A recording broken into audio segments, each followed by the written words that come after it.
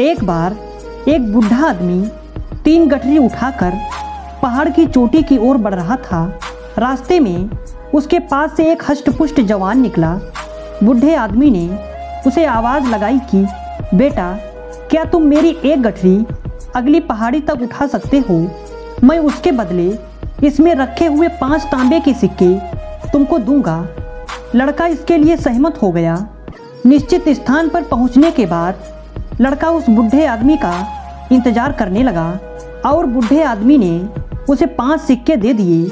बूढ़े आदमी ने अब उस नौजवान को एक और प्रस्ताव दिया कि अगर तुम अगली पहाड़ी तक मेरी एक और गठरी उठा लो तो मैं उसमें रखे चांदी के 5 सिक्के और 5 पहली गठरी में रखे तांबे के 5 सिक्के तुमको और दूंगा।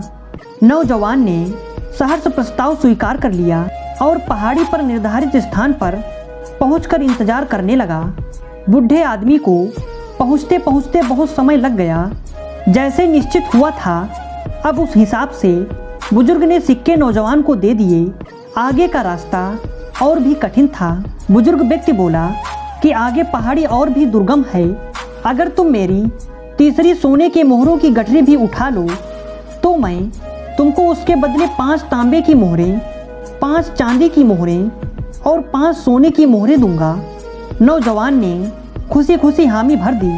निर्धारित पहाड़ी पर पहुंचने से पहले नौजवान के मन में लालच आ गया कि क्यों ना मैं तीनों गठरी लेकर भाग जाऊं।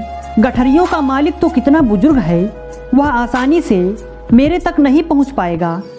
अपने मन में आए लालच की वजह से उसने रास्ता बदल दिया। कुछ आगे जाकर नौजवान के मन में सोने के सिक्के देखने की जिज्ञासा हुई। उसने जब गठरी खोली, उसे देखकर दंग रह गया, क्योंकि सारे सिक्के नकली थे। उस गठरी में एक पत्र निकला। उसमें लिखा था कि जिस बुजुर्ग व्यक्ति की तुमने गठरी चोरी की है वह यहाँ का राजा है। राजा जी भेष बदलकर अपने कोषागार के लिए ईमानदार सैनिक का चयन कर रहे हैं। अगर तुम्हारे मन में लालच न आता तो सैनिक के रूप में आज तुम्हारी भर्ती पक्की थी, जिसके बदले तुमको रहने को घर और अच्छा वेतन मिलता।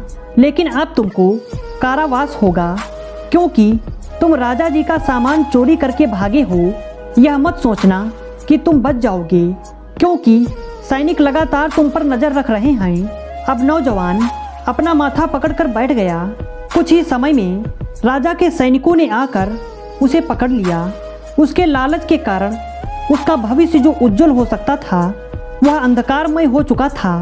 अगर आपको हमारी कहानी अच्छी लगी तो लाइक और शेयर जरूर करें और ऐसी ही कहानियाँ सुनने के लिए हमारे चैनल को सब्सक्राइब करना बिल्कुल ना भूलें।